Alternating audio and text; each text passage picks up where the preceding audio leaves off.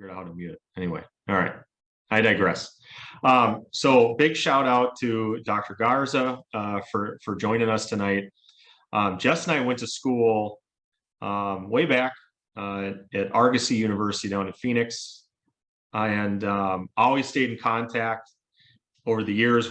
Even worked together a few times, and just been really interesting. I really wanted to get her here in the group because there's a few things she does, I think, really well that's unique, and hopefully gives us all some things to keep in mind when it comes to kind of the applied aspects when we're like not in an office and we're out there doing the work with clients.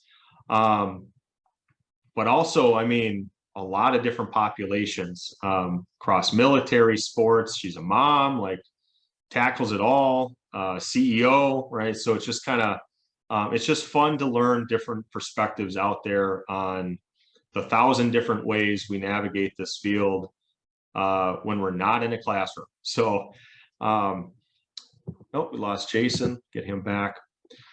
So with that being said, more formally now, Jess is the CEO of Altier, based out of Austin, Texas. Done some work recently with NBA combine prep for athletes and some NFL combine prep. Out there literally giving feedback during drill work, a lot of things. Obviously, besides starting your own company, I also think it's really interesting what you choose to observe when you're out there in the field. I'm not doing this justice, so I will turn it over, but I thought for tonight, Jess could walk us through just some of the things that she does with her clients, as well as just some things that she does with her business, and then open it up for questions. So kind of leave it pretty open. And without further ado, Dr. Jess, floor is yours.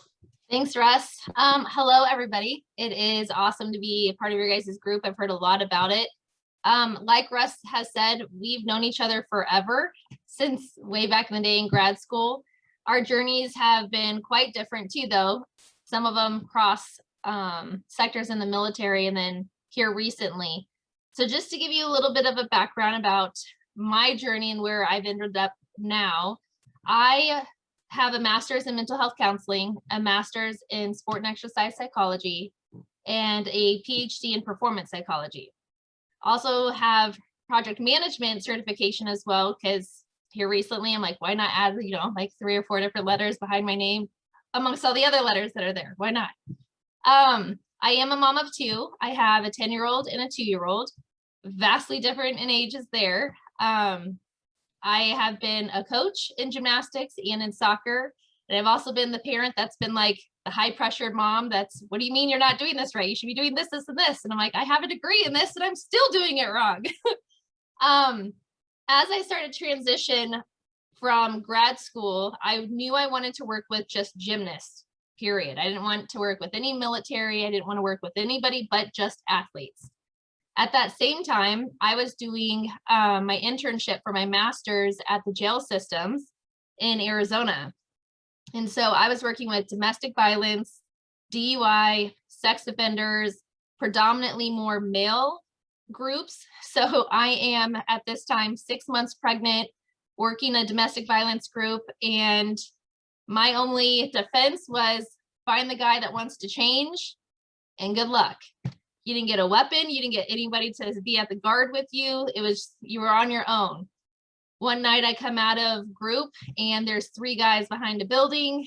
I have not nice words, a lovely Fitch, add the letter B to it, with gum on the back of my vehicle. 2 others were waiting behind just to like attack. The one guy that did want to change ended up like protecting me to get into the vehicle. At that time, I'm like, is this even worth it? I knew I didn't really want to go down the counseling aspect to do like put labels on people and to put boxes on people. And it really emphasized the fact that I wanted to be in this world of performance psychology. What's right about you? How do we uplift you and bring the lesser strengths up to the best strengths that you have? So at that time, my professor sends my resume to West Point. And I get a call the next day and I thought it was a joke. I'm like, okay, cool. I'll go out there. My sister lived in New York at that time. And I'm like, it will be a nice vacay to go see her. So I travel out there, fell in love with the military and the culture. And 10, 12 years later, I finally stepped out of that sector. I worked with just about everybody from special forces to riggers to Golden Knights, jumping out of planes with them, their competition teams, to military intelligence, every letter in the alphabet, CIA, FBI, all the above, doing the exact same application for sports psychology, just in the military realm. At that time, when Russ and I were both in the military, that was one of the main sectors for sports psychologists, because there were no, or coaches for that matter, no application was being applied more in the athletic domain. And if you did, you were already there from like the early 80s, maybe early 90s. So the military was awesome in getting us well known in the community. And then here recently, when Major League Baseball did a lot of partnerships with the military, it allowed us to go out to those groups and be able to diverse ourselves quite a bit. So a lot of our colleagues that we've had in the military are now specific performance coaches in each one of those MLB teams. And just 2 years ago, the NFL did the same thing where they were mandating sports psychologists to be on staff. The hard part that I have found is that our field has become very limited in either you're a clinical psychologist or you are a performance coach. And it is not the same, but they declare it to be the same. And so I struggled a lot with not wanting to still do the counseling aspect, because a lot of us were still coming in, open doors, have the athlete come in to talk to you if there's like domestic problems, alcohol problems, definitely needed. But I was wanting the more performance, concentration on the field, how to do deliberate breathing, how to expand peripheral vision, the true performance aspect of that domain. So we have done a lot of collaborations now with some of those psychologists that are on staff on these NFL teams, because there a lot of the players just even here recently over the summer prior to being drafted were like, we don't have half of this training. I'm like, I know. So my goal here now is to really emphasize the performance aspect within a lot of these higher professional teams, but also all the way down to like 7 years old, because there is a ginormous gap between high school to college and then college to pros. So I left the military after working with them for, 12, 13 years, took a leap of faith last June, left Tucson, Arizona, a nice stable job, and started a business ground up here in Austin, Texas. The market was there. It was perfect. This facility that I'm in is like a one-stop shop for athletes. They have nutritionists, they have physical therapists, strength and conditioning. It's like an Olympic training center, but the youth domain. And then we also have a lot of professional athletes that come in to do specialized training as well. But there is no sports psychology coach here. And I know several of them in Austin, which still blew my mind that it still wasn't being as active, or people weren't aware of the capability of what we really can do. And I think our field still needs some area of improvement in that, and basically saying, what do we do? So I'll throw that out there to you guys as a question. How do you define what sports psychology is, or what you do or want to do in the future? What would you say?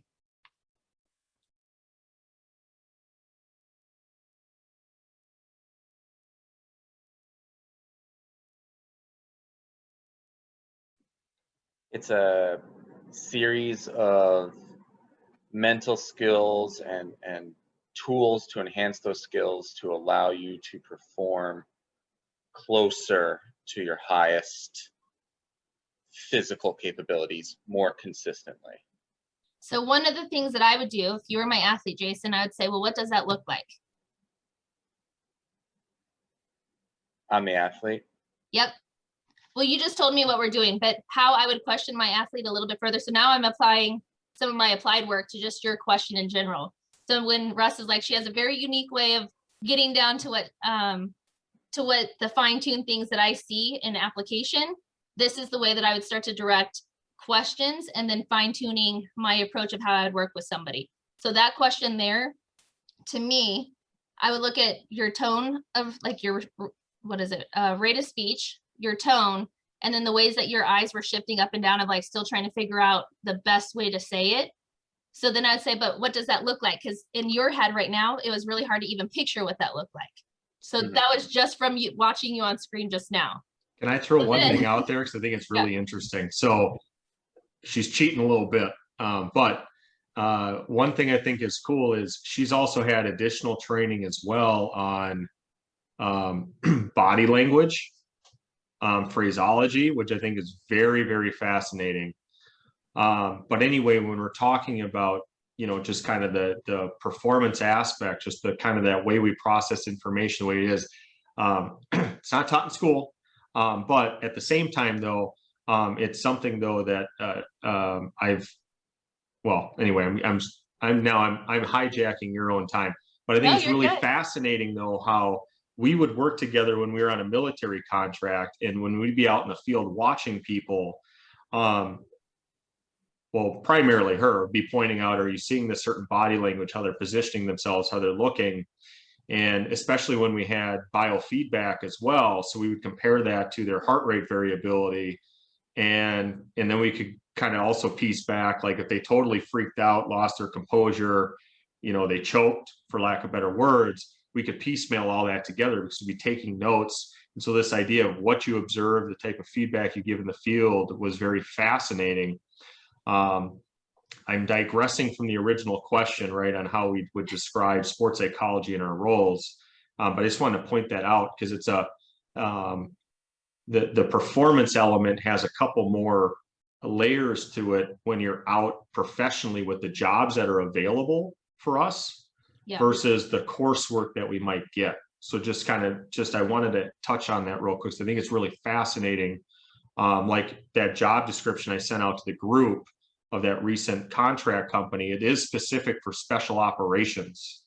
Particularly, I saw the bases on there, and it's a spectrum there. But those are some of the things they're only asking for 1 or 2 people, which means not only would I go there and have to put content together for a program, but then I probably am also going to be asked to go out in the field and sit with these people and give live feedback, which is a really interesting part of our field that doesn't get as much attention while we're in school, which is fascinating.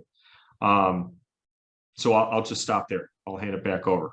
Now my time. Go, Jess. I forget about the school piece of that too, because I've done the applied aspect. And I would say that my gift in this world is to quickly see somebody and be able to apply a specific tool, technique, or just vulnerability that somebody has. Like I can look at someone, I can already pick what little holes that they need and already come up with a performance plan of what they need to do. But then I ask them like, so what do you think?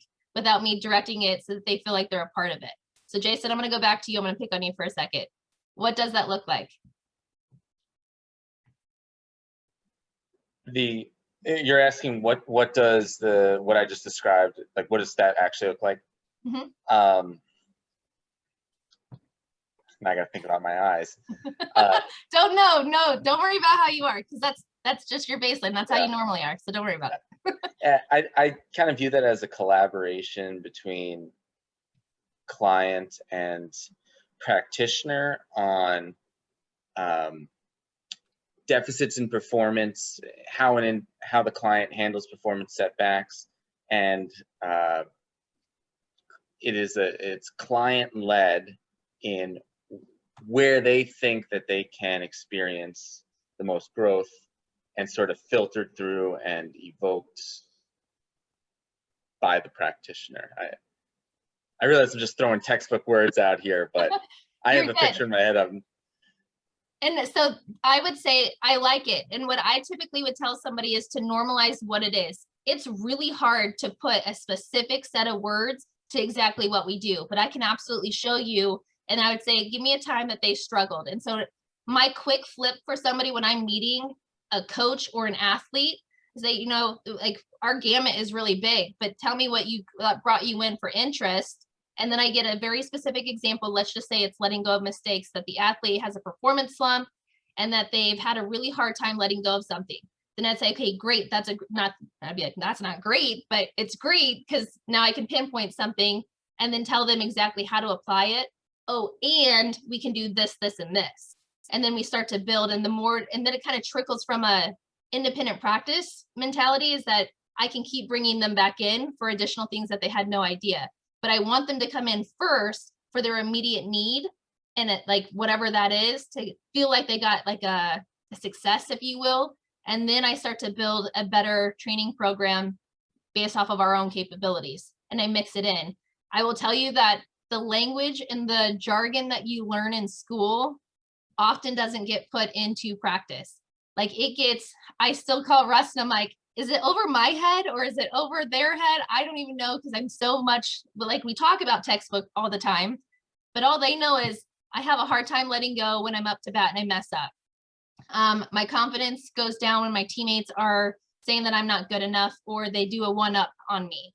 I feel like I'm bullied in the locker room. So like really detailed, specific examples grabs people's attention versus being like, well, we can talk about emotional intelligence that does this, this, and this, how to build better relationships and how to communicate better with your coaches. And the athletes just like, can you say that again? Can I throw one example in there quick, Jess? Yeah. Only because I think this is interesting because of the mix we have on the call. Okay. But one common engagement we had that I thought was interesting was when I was teaching.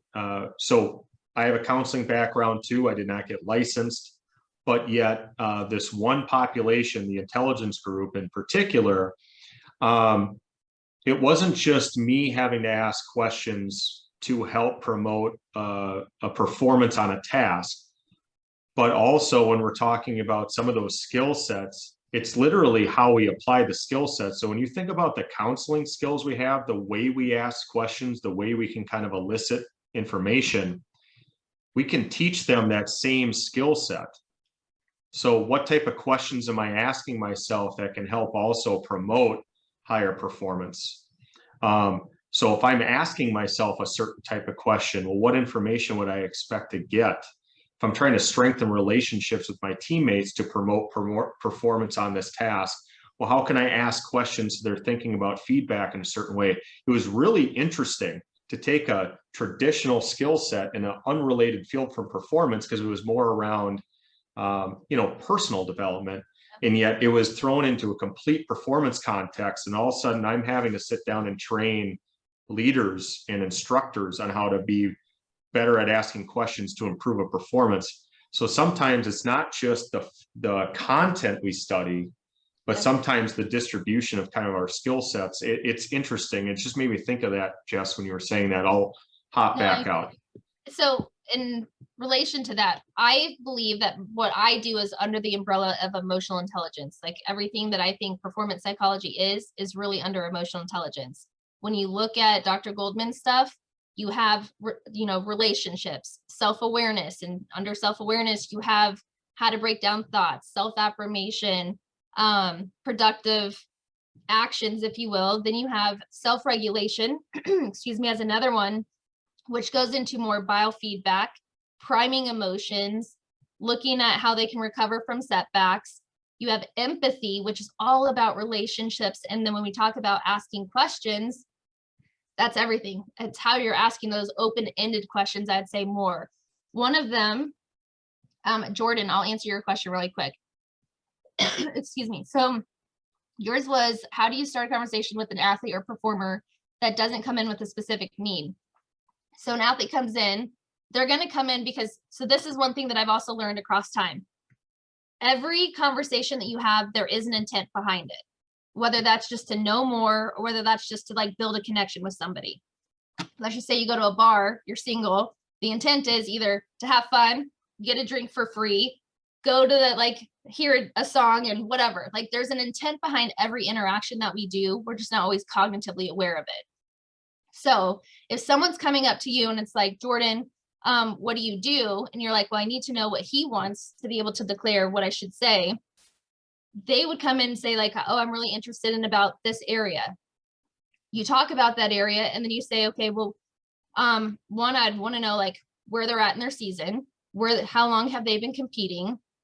So what kind of open-ended questions that I could ask to engage somebody? What would be some of yours, Jordan?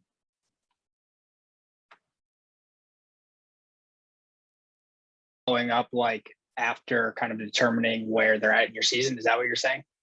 Or just like what would you have done in your initial meeting with them? Or like, I think Yeah. I think I would have just opened up with something along the lines of like, what brought you in today? Like, why would you want to initiate the conversation to like talk to me? Yeah, so I like the first one, not the second one. So what brought you in today? Yeah. I would avoid any type of whys or very direct, like leading questions, because now that's based off of my assumption that I've had with the last 5 athletes that walked in. And that one athlete can have a completely different perspective. And so if we can keep coming in with a fresh lens and not one that's predictable, then we also allow fresh application to be able to teach and reach athletes in a very different way, but rather than a very specific model, because I think that our field has also done this, not a great service in the sense of we have cookie cutter goal setting, we have cookie cutter confidence training, cookie cutter, what else? Motivation kind of training. But the way that it's applied, that's based off of the uniqueness of the coach. And so it doesn't have to be goal setting is this 6-step process or a 7-step process or 5-step process. It's I'm going to wrap that goal setting into a conversation to really build a deeper connection on how this individual views themselves. Because really it's more about self-identity, self-worth, and how they are approaching the game and how they're approaching their team. Then you have a whole nother aspect of like, what is their viewpoint and perspective of where they align themselves in their family dynamic? That also has an impact on how they're playing. Because if I'm only doing this because mom and dad are really like, they really think and believe in me and I don't want to disappoint them, then we've lost this other point of, internal motivation. But when we go to teach it to somebody, all we know is teach the spectrum and teach the athlete the spectrum, but we can have it in a whole different way of conversation with the athlete and through different skills and techniques. Did that help answer your question? Okay. I think it was Madison. What was your question? Thank you. My question was, I know you're more focused on the performance side of things now, but you do have a background in kind of that mental health counseling. So I was just thinking, what benefits does that bring when working with kind of these NFL players, NBA players in the youth, I guess? I think it brings a lot of benefit. I don't like the counseling aspect in the sense that I have to diagnose somebody, and I won't. Till this day, I still won't. And I even have athletes that come in with like ADHD or trouble focusing. I will do everything with biofeedback or other attention type of skill training to get them to a place of focus and then be able to get after whatever skills that we need. And sometimes that's going to be weeks. I have, give you an example. This little 8-year-old, he's 8. At 6 years old, he got banned by his hockey team because he mouthed off and accidentally pushed a kid on the ice. The kid was blocking the entryway. This other little boy ended up pushing him. The parents already didn't like this little kid of the boy that got pushed. He ended up getting banned, no joke, for 6 weeks at 6 years old. Insane. Had to go in front of a little board, oh, not little, a board on their hockey program to be able to say, like, I'm sorry, I won't do it again.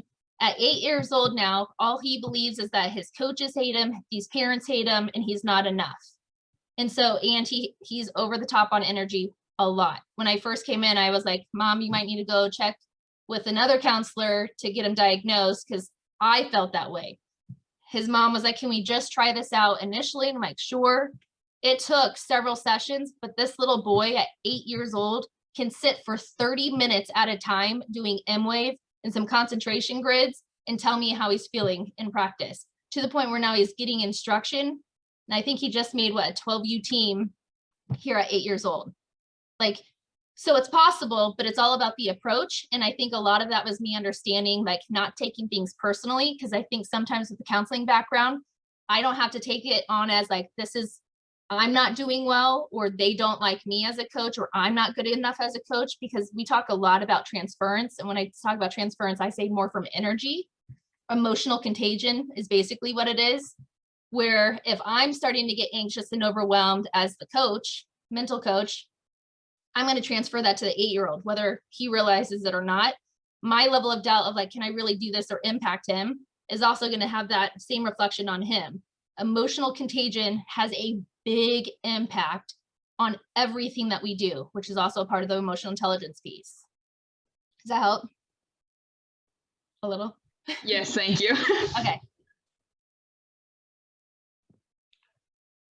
So I'm going to throw this out to the group. So I know we had initially talked about kind of maybe going into, field observation, tips, stuff. I think we can go in a lot of different ways. One thing Jess had mentioned that kind of piqued my interest that might be of use to the group is kind of how she organizes her toolbox a little bit, because you had initially you discussed emotional priming, for example, which I think is not common across all academic programs. Some go into it, but without dictating that, is it easier just to turn it over to questions and then we'll just kind of navigate it from there?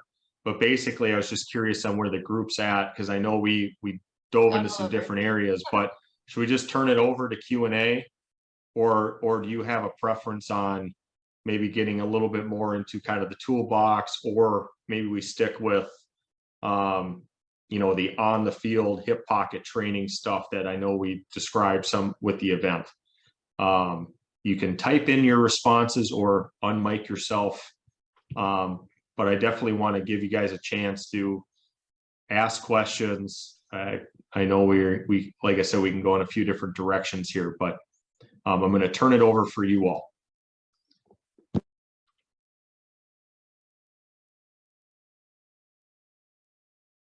Ask away. Yeah, And not all also, right. I'm not afraid of silence either. We've done this for a really long time where it's like, well, I'll sit, we can stare, and then I'll start to psychoanalyze everybody. No, just kidding. I've already done that. I did that one before we even started talking. What are we talking about? I guess I have one question that I was curious to maybe you could shed some light on. So when you said you were working for the military for 12 to 13 years, and if that was the stable job you were referring to, what kind of made you want to take that leap to go off and start your own business, your own practice? What was kind of that catalyst for you? That's a good question. So for me, in the environment that I had been in for a very long time, one, it's very male dominant. And it was really hard across time to really get the impact that I wanted to make. And I'm going to be transparent, as a female, not only as a female, but as a minority female. And I know that sounds kind of odd because we should be past that by now, but that wasn't the case. I was the lead at my site for 5 years. And during those times, you have a different person that comes in and transitions about every 2 to 3 years. When I say person, it's the leadership that comes in. And so you are constantly feeling like you're at this uphill battle, like you'll make it to the top of the mountain. And then as soon as you get there, you get your program in place, you develop the content, steady flow. We're seeing attrition rates drop down. We're seeing the leadership for the instructors, their morale was starting to come back up, and you get one really shitty person that comes in, and then all of a sudden it crumbles. And the people that have to usually build it back up, because we're the liaison for the hierarchy of the major leaders that come in, the instructors that are below them, we're also having faced like, you can vent to us, you can talk to us about them. And then for the students that are coming in, we're like, you can talk about your instructors to us. Like, we were a sounding board for every level. And so we also had to play and maneuver around those levels too. For me, this last leader that came in, it was one more that just was over the top. And I'm like, we shouldn't constantly having to battle to fight for these students that are wanting impact and change and to be better. And some leaders are still in the old mentality of it's not broken, or it's my way or the highway kind of thing coming in. And I was just kind of done after 13 years of having to fight. And not only that, I also saw in my own community in Tucson that there was a huge lack of support for youth athletics, for performance psychology. So I started to do a little bit of more introspection. For me, I've maxed where I could. That's the other kind of downside with the military, is once you get to a lead position, there is no additional growth in our field. It's just kind of how it is. You can move to different units, which gives you a lot more breadth of experience, because military intelligence was a hell of a lot different than special forces. We had some special forces guys in there, but it's not tactical, it's all cognitive based. And so you had to learn how to apply performance psychology only on conversation and body language skills. Where when I was with special forces, it's how can I expand peripheral vision? How can I detect bombs? How can I make quick movement and reactions and unilateral thinking and quick decision making?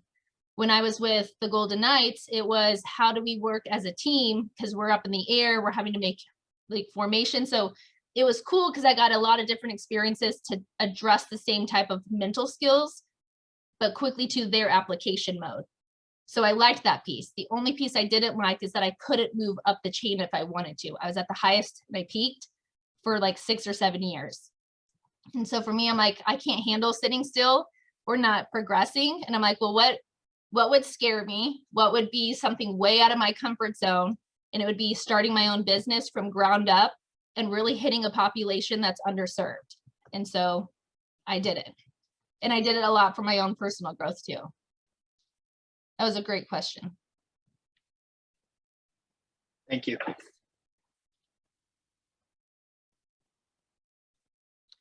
Alexis, what's up? Where are you at in all of this? What do you mean as far as where am I at? Like your brain is rattling. What are you thinking? I mean, a lot. I guess some of the struggles, like you said, being a minority woman, it's pretty hard, no matter where you go. So the military is a population I was thinking about. I'm currently an LPC, and so I am doing a lot of the clinical side of things. Done a lot with prison, work heavily with sex offenders. It's not safe, threatened. They want to say, I'm going to rape you, do things like that all of the time. So I'm just kind of wondering, is there a point or a position where that ever stops unless you work for yourself, pretty much? That's a great question. And I'd probably say, yes, that's probably the option, but and yes and no, because I've also in the military had a female boss, and it's not just a male or female, it just happened to be a female boss who was freaking amazing. Probably one of the best people I've ever had the opportunity to learn from. And man, did we challenge each other at the beginning, but it was the best challenge that I've had on how for myself, I'm not one to really work well with teams of people. I am like, just give me a task and I'll do it. And usually even with Russ, I was like, you got to tell me if I'm starting to get these type of lenses, but I learned how to communicate that really early on. Like if it comes across, it's because I'm like, I care so much about it. And I have like a loud personality and energy that comes off, and it can be too much. And like people, they get hit by it. They're like, whoa, Jess, like settle down for a sec.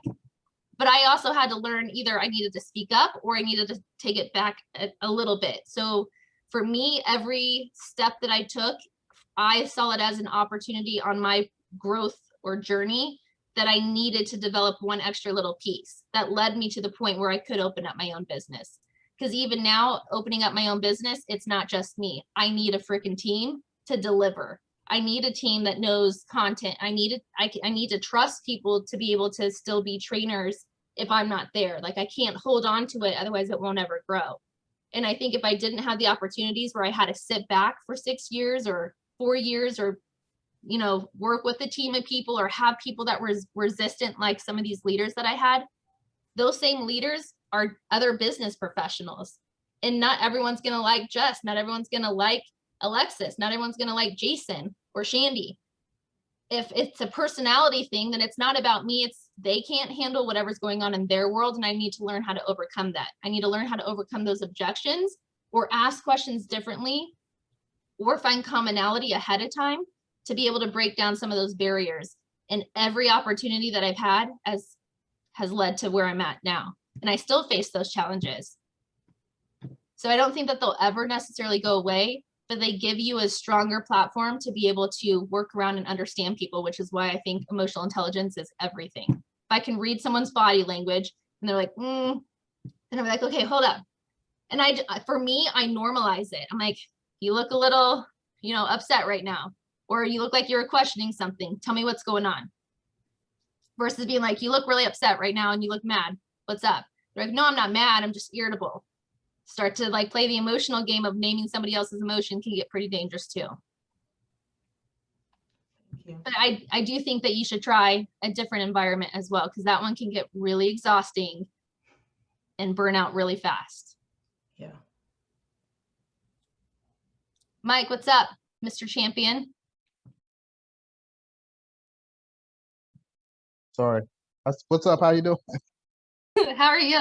I'm okay. I'm having some audio issues. I don't know if it's just me, but the audio kind of keeps going out here and there. But I did have a couple questions for you. The first question related to your experience with the military. What would you say was the most, I don't know, what are the most valuable aspects of that experience, and how you've been able to apply those experiences to what you're doing now? That's a good question. So the most valuable that I got was learning how to say the same thing 20 different ways. But the most important out of all of that, Mike, that I will tell you is that I learned how to say things within 30 seconds. Because I would have a 3-star general come up and be like, Jess, you have 30 seconds to give me the rundown. And if not, then you are nothing. So everything that I just did for 6 months with their unit came down to 30 seconds. And if I couldn't impress them in those 30 seconds, it was a wash. So I learned how to say things a little bit more succinctly. And then once I got to like the normal world, you had like an hour to say things. I'm like, I'm done in a minute. What do you mean I have 59 more minutes to talk to you? I thought we're done. Like we're staring at each other. So it's interesting to learn what people want and how to give it and deliver it succinctly, or be able to tell a story and make them feel at ease and comfort them in the process as well. So I'd say that was probably the biggest learning that I got out of it. Can I say one thing, Jess? This is a compliment to you, so I'm about to embarrass you. Oh, great. I watched her give, and you were so flustered that morning. So we were giving a brief to some pretty big agencies, and the computers weren't there. We were supposed to give this demo. But I have never seen her, crush a room. To talk about rattling off like 20 things in a minute. You had the director of whatever division of the FBI in there, whatever, we're good to say it. The FBI, the CIA in there, whatever, and it's all male. I mean, I think the only females in there was a couple psychologists that work for the agencies, and that was it. And how many people were coming up to you after? Like, can you come out and audit our course? Can whatever. Yeah. But I mean, it's just it's a presence and whatever it is. But I mean, it's as much of like just being confident in how you say it too. And anyway, I can't repeat what was said in that room, but that's the most impressive thing I've ever seen you pull off. To sit there up there, do a demo in front of a group of the people who did not care to hear anything we had to say, because it's all thump the chest, look at us people in that room, and going up there on a dime and having to say how we add value to a program, and just being very matter of fact. And I think it was a good lesson I took away as well, is sometimes we talk about, well, how can you help me, or what's the benefit? Sometimes just being very confident, just speak very, very matter of factly, this is what I do, and you're welcome. That's how I took out of it. So I thought it was cool. No, I agree. And that's where Alexa said too, when I was talking about like, you're going to meet people that are very high strung, who don't want any fluff, and you need to be able to say what you can do. And Jason, this is where I was getting at earlier, like, what do you do? And can you say it without being like, duh. Not saying that that's what you looked like, but if you can say it without having to like go down 5 different rabbit holes. This is what I do. I teach people on emotional intelligence, how to regulate their emotions, how to stay composed on the field, and more confident across time in their season. That can look many different ways. And as we start to divulge like what your season looks like, how you are as an athlete, I'll start to talk about some of those skills and ways that we can apply that on the field. So just a general blank one, and then we start to narrow it down based off of what their needs are. But it's real quick, and a lot of that's still over their head. And you're like, well, what the heck does emotional intelligence mean? Then we start to dive down, like, well, tell me about like how you are with your coach. Well, he's kind of an ass. Well, what does that look like? Well, he doesn't talk to me. He's really rude. He just tells me to go somewhere. How does that impact you? Well, it just doesn't feel like I'm ever heard. Okay, so when we talk about empathy and asking questions, do you ever ask the questions? Do you have those conversations with them? Well, no. Okay, so you and I are going to work on how to build questions and confidence to feel like you have a voice so that you can be more heard and understood. And guess what? Sometimes that might not work. Sometimes he still won't listen to you. So then what we're going to do is learn how to not take those things personally. And how can you still have high motivation even though your coach is ignoring you? because you have a job to do. And you told me that your goal is to get an a Division I scholarship, because we don't have the ability to control other people. So then I start to have more deliberate conversations in that capacity. Jason, your question was what in your training to read? Do you find significant difference between Zoom and face-to-face? Yes, I do. Yes and no. So if I can see from the chest up, I'm pretty good. Generally the legs, if somebody's pretty anxious, I can see it pretty easily too, but that doesn't always mean that like someone's constantly anxious. But when I'm on Zoom, I usually watch where their eyes are attentive, or like, sometimes if I am like this could be I'm like thinking, or I'm bored, or Mike's like, I already probably know this stuff. Why is she still continuously talking? And now she's looking at me. Or if I'm like sitting there and I'm not talking and I'm just staring at people and I'm trying to figure out like what to say next. Jordan's looking like he's super uncomfortable. Dr. Garza, I actually have a question as you're kind of talking about this that I think Jordan, just stop talking for a second because I wasn't done with my demo, okay? Okay, that's fair. Right? Like if I did that the whole time, Jordan's like, shit, I just was trying to ask a question and she completely cut me off, right? But so for me, when I talk about like body language and tonality and emphasis, I can dictate how I come across on Zoom. So that's why I say yes and no. But in person, the energy you can feel way more and you can sense way more what's going on. But generally, because I've done this enough, I can depict it where people are at. Jordan, I didn't mean to cut you off, bud. I was just showing for emphasis. No worries. What's up? Just in terms of like that specific skill to be able to talk about or to interpret and read, whether it's tonality, rate of speech, eye direction, where did you kind of inherit or learn those types of skills, or where did that training come from? Is that something that you've just kind of developed on your own, or do you have like a specific training in that field of expertise, area of expertise? Yeah, some of it I got from working with the military intelligence because they have a whole course on it. And then funny enough, Russ and I developed the actual course to train body language and tonality and everything else for the military course. So where I learned it, I read a ton about it. For me, I was super interested. They like did a little piece on it in their course. And I'm like, how are they not doing more of this? This is everything. Because we had, again, it's a cognitive based course. It wasn't applied. So I'm like, we need to figure out how we can get these performance skills into this. And if it's in conversation, I need to know exactly how they're saying it, what the intent was behind that, and that where they're placing the emphasis. Because I can say, this is Jordan, an example that I would do is, if I came in and I said, I'm fine, how would you take that? I suppose it would somewhat depend on how you said it. Like if you get, so if I just said, Jordan, I'm fine. Yeah. I would assume you're not fine if you said it in that way. But why though? Why would you assume that? Based on the way, based on your tone specifically, and based on the way that you said it in terms of, I'm gonna say speed and the emotion that you kind of put behind that. I'm fine. Like, okay. Thank you. I'm fine. And part of that too, Jordan, has anybody ever said that to you? And it hasn't been fine?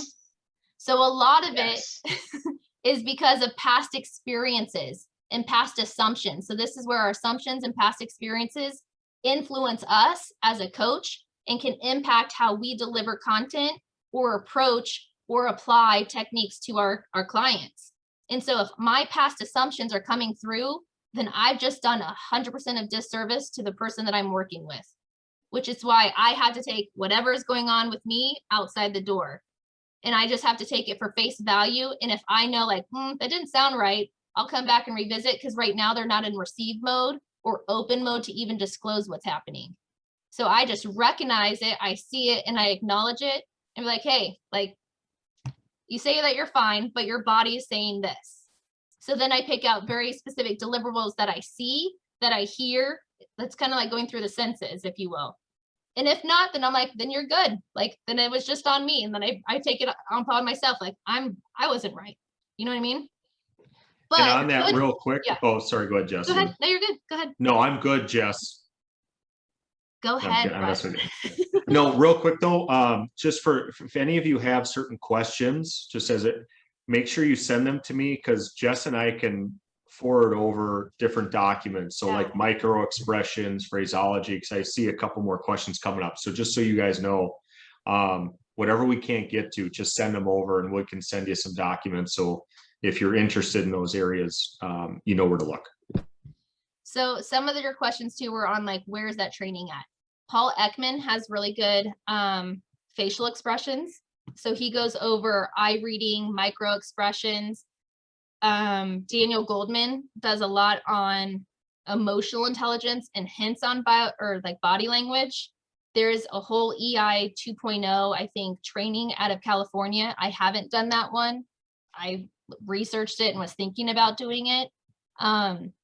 Where this also comes into play from the sports psychology world is we do a lot with interview techniques. So with the military intelligence, basically it's interviewing like a foreign person to ask questions about, you know, specific locations of where things may or may not happen across the world. It's to help us gain awareness, right?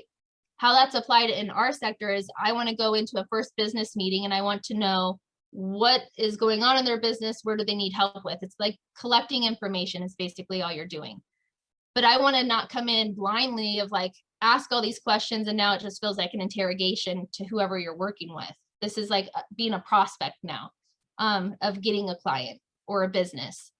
So if I go in and I'm like, hey, this guy's from Kansas City, Missouri, I am too.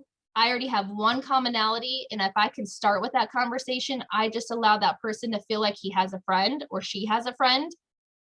And then from there, I can start to read the body language because it shifts significantly to the point where like one person will be in a business meeting holding their arms like this. And all of a sudden I'm like, you know, I'm from Kansas City too. And they're like, wait, what? The arms automatically go open and then they start to scoot in and the dialogue just, it naturally flows because people want to do business with people they like, know, and trust.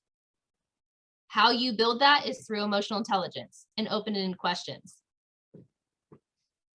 What other stuff do you, or what other questions that you guys have? Let's take time for one more here, just for everyone's time.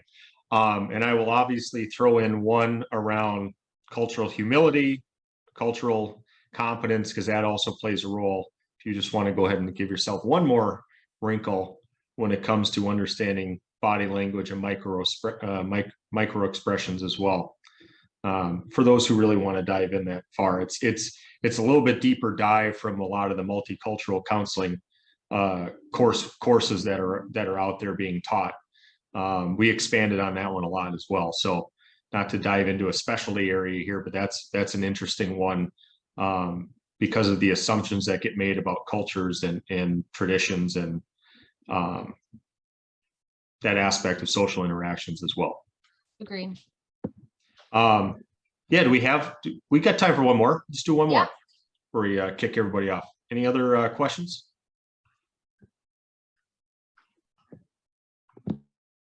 Colin, where are you at in your career with sports psych? Coaching. Graduated back in September and moving along, moving forward with it. What does that look like? Well, I work with a hockey agency. Okay. I got 84 athletes between 15 and 12 in the National Hockey League. Nice. My take, well, to go back where you kind of went after Jason, what does it look like for you? Or what do I do? For me, I got a physiology degree. I have all kinds of different stuff, coaching science, periodization, you name it. So for me, it's a lot of the physical biofeedback and development related stuff. But I believe that the way if I was explaining to a bunch of hockey players, I'd say the difference between the NHL and the AHL is all between the ears. Oh yeah. And that's it's like saying a sundae tastes good with the cherry on top, but it tastes good without it too. So do you want the cherry or not? So that's so true. That's good. What have you taken away from today? It's funny. I've been feverishly texting one of my close friends who's the head coach of a Western Hockey League team. And he's asked me to put together a whole emotional intelligence thing for his team this summer to start for the 12 and do the whole program, 12 days, the 12 days of his training camp in the fall. So I've been feverishly texting him ideas, and he came back to me. He's like, "Is this thing being recorded? Can I watch?" So That's awesome. that's my take on today. I got For 5 easy payments of $29.99. Yeah, exactly. That's really good.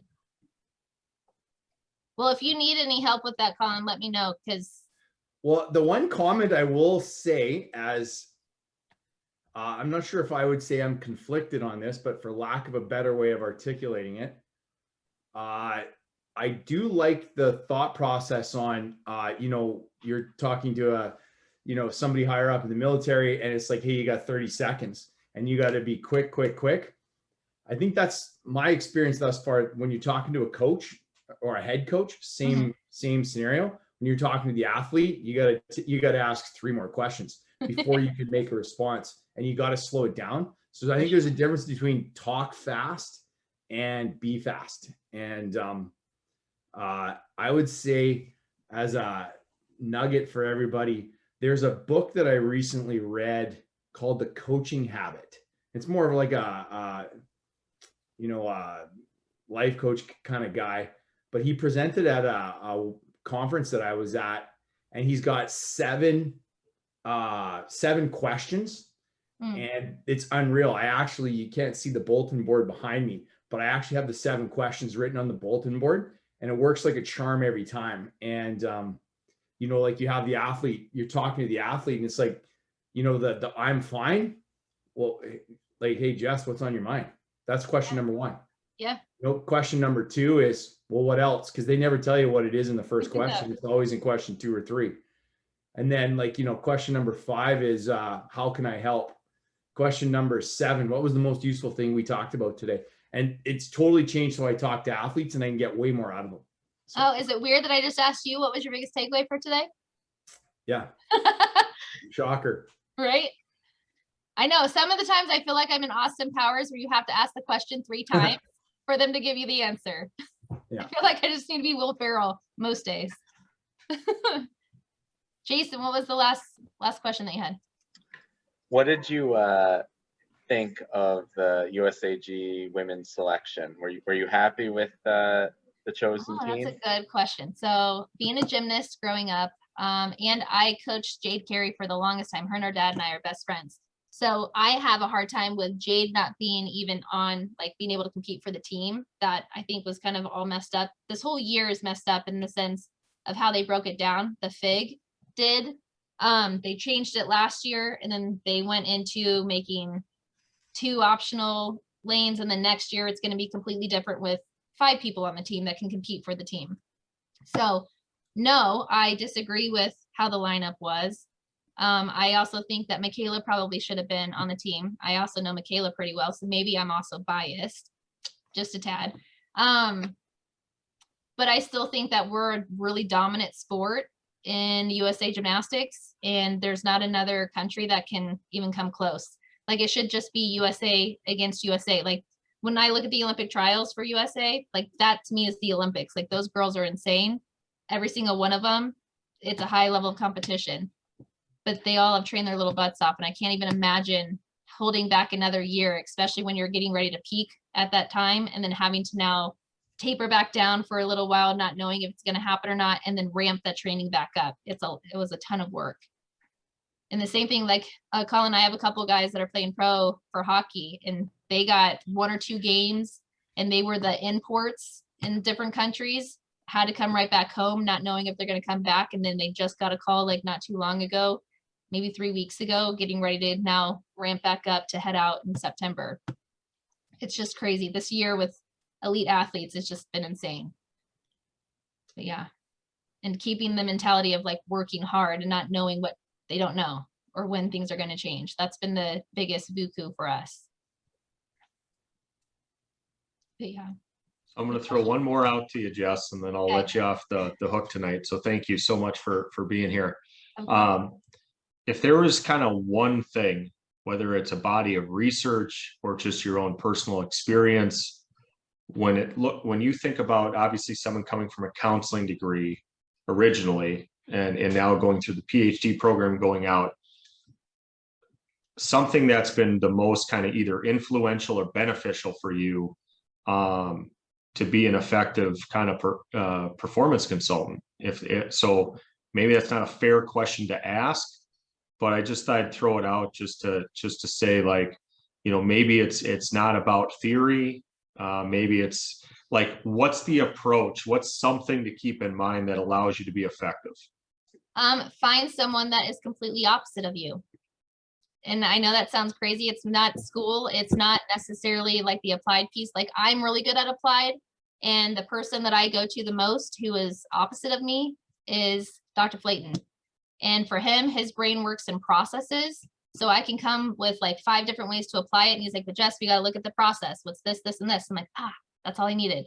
So finding someone that has a different skill and technique and not seeing it as something that is inferior or they're more superior than you, but someone that can collaborate and let you see it from a different lens, I think that will take you by far more in this field than you ever could in any type of class, any type of training that you will ever pay for. So developing a support team around what you're wanting to do and not being fearful of asking questions or being exposed. I have found in many of the different training facilities that I've been in with other coaches is that we are very ego-oriented individuals. And we ask our athletes not to be those type of people. We ask our coaches not to be those type of people. But us as trainers, somehow it's like, no, like, this is how I'm doing it. Don't talk to my athlete this way. And it's like, if we could take down some of our guard and really look at some of the vulnerabilities that we have and then complement them with other strengths of others, man, we could change the freaking world. So I would say my biggest point to you guys would be find someone that's completely different, or that you're comfortable sharing your vulnerabilities, that you don't think that they're going to take advantage of it in a way that's going to undercut or take your legs from you. Because I've also been in those shoes too in this field, where you are like, here's my idea, and then they go and run with it and they take it as their own. And that's a really hard thing to learn, but it's also part of the journey. So understanding like who you feel like you can confide in. And I think that Dr. Flayton, Russ, you've done an incredible job of setting up this platform to allowing people to share some of those vulnerabilities, fears, and being able to just normalize it and bringing people in to talk about some of those aspects. Because I think that if we would have had this when we started, we would have been echelons ahead of where we're at right now. But we've done a lot of trial and error together, and it got us to where we're at, but we could have been further.